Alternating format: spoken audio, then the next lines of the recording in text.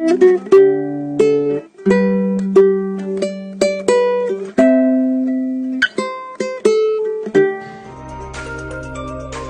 statistik, dapat dilihat bahawa kebanyakan negara yang berada di bawah garis kemiskinan relatif ialah negara dari benua Afrika. Sebagai tambahan 14 daripada 18 buah negara di benua Afrika berada pada tahap kemiskinan ekstrim. Negara yang tertinggi adalah negara Nigeria dengan paras kemiskinan tegaknya adalah 15.7% atau 31% daripada 10 buah negara yang dikategorikan di atas. Peratus ini dikatakan terburuk di antara kesemua negara di dunia. Hal ini demikian kerana Nigeria dikatakan sebagai sebuah negara terbesar di Afrika dengan 87 juta penduduknya dikategorikan sebagai miskin tegar, yang dianggarkan 70% rakyat berada di bawah garis kemiskinan serta tidak ada hak untuk memiliki kontrak dalam sektor perumahan di negara tersebut. Kemiskinan di negara Nigeria juga disebabkan oleh ketaksamaan pendapatan di mana wujud beberapa golongan yang dikatakan mengambil kesempatan ke atas sumber hasil negara seperti minyak. Sifat materialisme yang wujud dalam diri golongan elit telah melahirkan korupsi, rasuah atas suapan, sindiket, penipuan, penyeludupan, pemalsuan rekening dan banyak lagi. Keadaan ini membawa kesan buruk terhadap pertumbuhan ekonomi negara kerana hasil negara untuk tujuan pembangunan ekonomi telah disalahguna oleh golongan yang tidak bertanggungjawab. Berdasarkan sumber yang diperoleh, negara Nigeria merupakan sebuah negara kaya dengan hasil minyak yang menjadi pengekspor besar minyak di Afrika.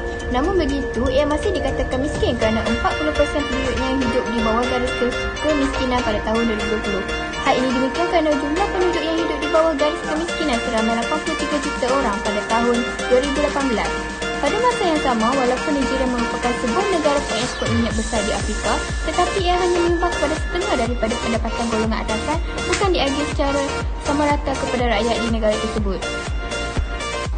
Seterusnya, berdasarkan sumber yang diperoleh, metodologi pendapatan garis kemiskinan telah memperlihatkan bahawa 5.6% insiden kemiskinan di Malaysia dan 405.4 ribu isi rumah daripada 7.3 juta rakyat Malaysia telah direkodkan sebagai miskin.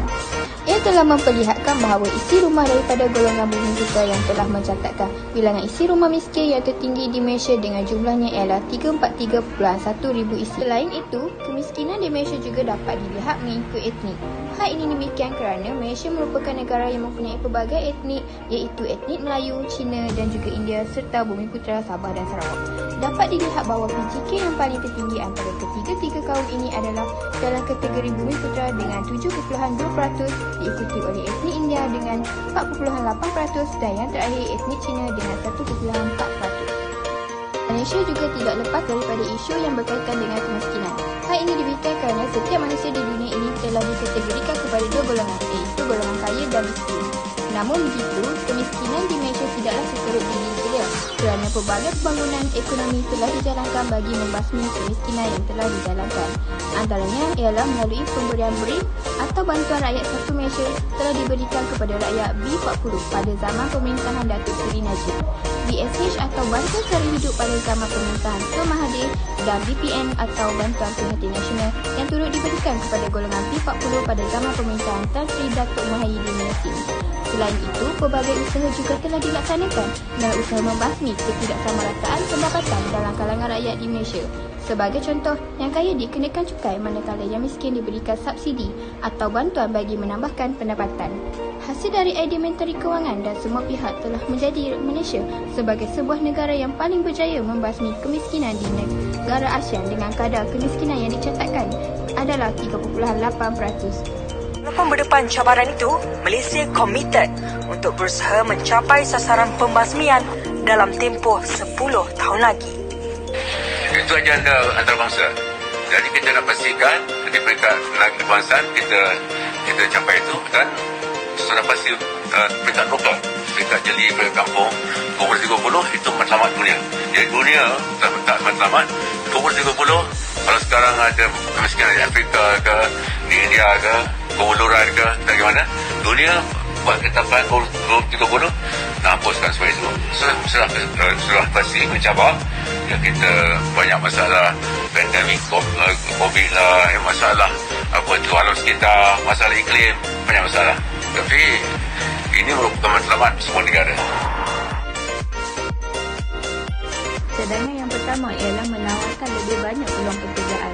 Melalui peranan ini, pihak kerajaan boleh menyediakan pelbagai peluang pekerjaan kepada masyarakat.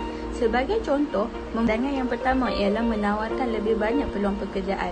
Melalui peranan ini, pihak kerajaan boleh menyediakan pelbagai peluang pekerjaan kepada masyarakat. Sebagai contoh, membuka perusahaan seperti kilang-kilang pembuatan, menyediakan bantuan kewangan atau peralatan. Hal ini dapat membantu masyarakat untuk mendapatkan pekerjaan atau memulakan peluang pekerjaan sendiri dengan menjadi pengusaha. Cadangan yang kedua ialah melalui pertubuhan hal. Pertubuhan yang diwujudkan ini akan memberikan fokus dalam membantu masyarakat yang berpendapatan rendah, tanggungan isi rumah yang ramai dan banyak lagi. Dengan cara ini dapat membantu meringankan beban serta membantu masyarakat untuk menceburi bidang baru seperti menyediakan pekerjaan kepada mereka. Sebagai contoh, di Malaysia, Kementerian Wilayah Persekutuan dan Kesejahteraan Bandar yang merupakan satu kementerian yang ditubuhkan untuk menyediakan satu pelan tindakan komprehensif serta melaksanakan program yang berkesuaian untuk membasmi kemiskinan. Cadangan yang ketiga ialah dengan menaikkan kadar gaji pekerja. Ini kerana kenaikan gaji pekerja bukan sahaja dapat membolehkan mereka keluar dari masalah kemiskinan, malah juga dapat memberi keselesaan sama ada dari segi pendidikan anak-anak dan perumahan. Melalui pendapatan yang diperolehi tersebut, mereka dapat menggunakan wang tersebut untuk perbelanjaan seharian. Perkara ini dapat menunjukkan penduduk berada pada tahap golongan yang masih berkemampuan. Walaupun kenaikan gaji tidak dapat mengatasi masalah kemiskinan penduduk sesebuah negara secara menyeluruh, namun ia dapat mengurangkan jumlah kemiskinan dalam negara dalam memacu kepada sebuah negara yang maju. Kesimpulannya, seperti yang kita ketahui, angka golongan yang miskin masih lagi menunjukkan jumlah yang besar terutamanya negara Nigeria dan juga Malaysia. Walaupun kerajaan telah banyak memperuntukkan wang dan tenaga untuk tujuan membasmi kemiskinan dalam kalangan masyarakat. Oleh itu, kerjasama dengan pelbagai pihak berkuasa diperlukan, terutamanya pihak kerajaan sendiri dalam usaha untuk mengatasi masalah ini dengan melaksanakan pelbagai perancangan ekonomi dan juga program-program.